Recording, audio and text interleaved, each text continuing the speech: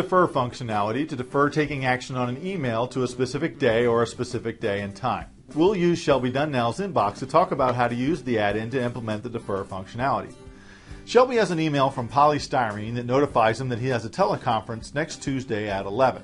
Following the Getting Things Done methodology, Shelby will defer the message to that time. Click the Defer button on your toolbar. You'll be presented with a form allowing you to choose a project and possibly choose a sub-project. The appointment subject line is displayed here for easy editing. We recommend that if you're going to make a call as a result of an appointment, that you indicate the number in the subject line for quick retrieval when your reminder pops up. Next, I'll need to choose the date and time on my calendar, and according to the message, this should be next Tuesday at 11 a.m. I will set the start and end date right here, but before I say OK, it might be helpful to make sure that I can attend this meeting. In other words, is my calendar open at that time? Click the calendar button to view your calendar for that time slot. You can view it by day, week, month, and you can view other calendars in Outlook as well. Looks like my calendar is free, so I'm going to allot an hour for this appointment. Once I make my changes on the form, I'll click Update, and the changes will be reflected on the form.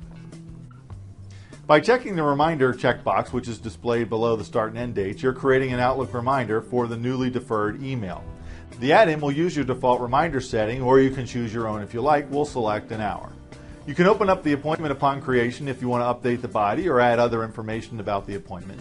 And by checking the Include Summary box, you're including the body of the original email in the body of the appointment. So when your reminder comes up and you open the appointment, you can immediately see the email that prompted this deferred appointment.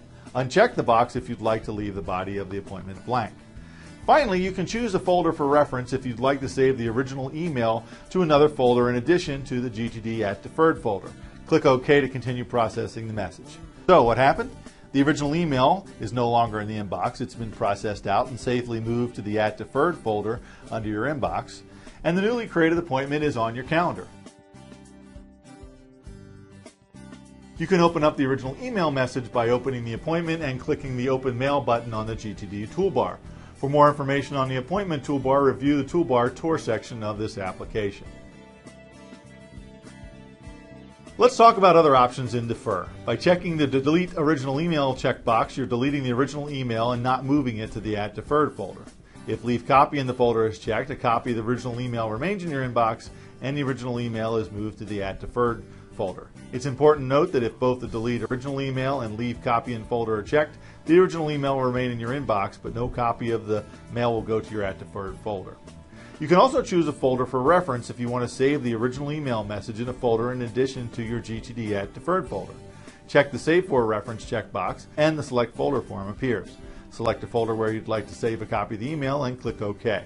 The reference folder is displayed in the Defer form. It's a good tip to note that the reference folders and file to folders can be assigned to specific projects.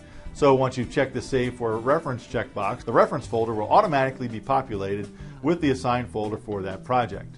See the project form tour for more details on how to assign reference folders and file to folders in a particular project.